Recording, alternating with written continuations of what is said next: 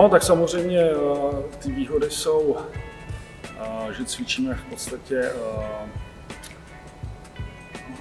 impulzy světelný, který přenáší prostě signál, že do mozku na reakci. Samozřejmě je to trošku rozdílný ve hře, kdy ten hráč tu situaci samozřejmě může přečíst, ale když trénujeme věci na sucho, ne v herním cvičení, tak prostě je to ideál.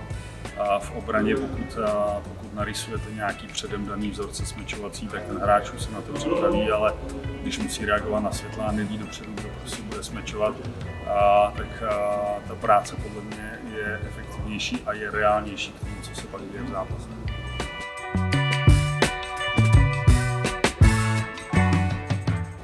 V podstatě my jsme je dostali skoro jako prototyp, to znamená, že dneska už si napracujeme přes rok.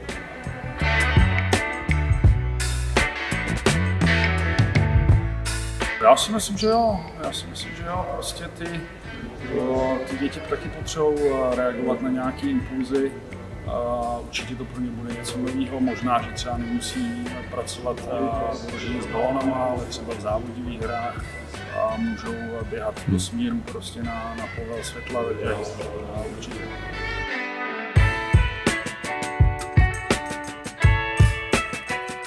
V podstatě ta aplikace je bezproblémová.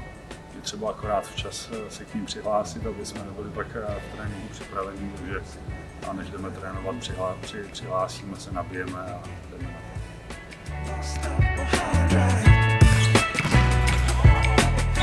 to.